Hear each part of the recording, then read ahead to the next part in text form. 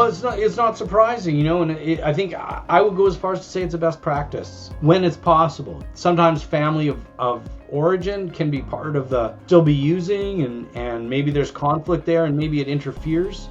So the more you can bring in the partner and prepare them to accept the change and work with it to maximize it, and articulate concerns they might have about it, that can be really empowering. So I think it really increases the chances for success if when someone is transitioning out of treatment back home, the home environment is aware of what happened in treatment, so that you don't have the right hand and the left hand doing different things.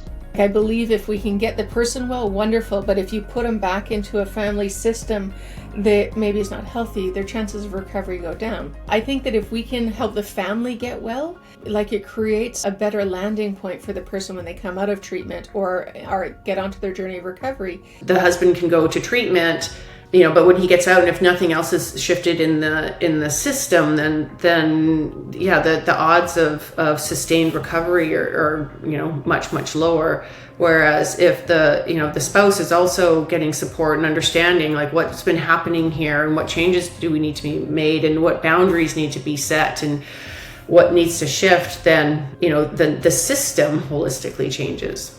It's such a blessing for the individual in recovery to know that their family is working on themselves. The person in recovery is even more hopeful, even more committed to their own process of recovery because they know they're not the ones being blamed. It has to be reciprocal support through the family system if recovery is going to be meaningful and lasting.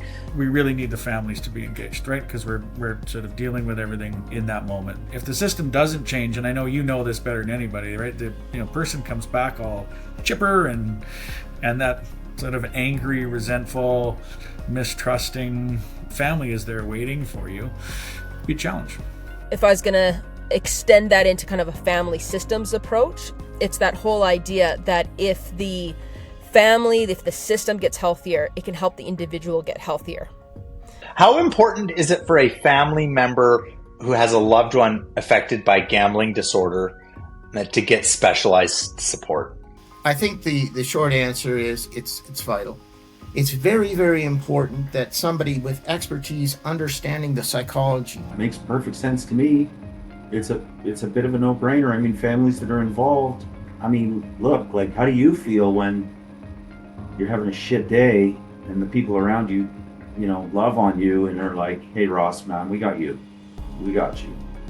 We know from the research too that it's important. We know that if families are engaged in their own support, that the outcomes for the person with substance use disorder improve. If we take a person with substance use disorder out of their system and treat them, and then we put them back in the same system, like we can expect them to return back to the same behavior. Like we got to flip the system, right?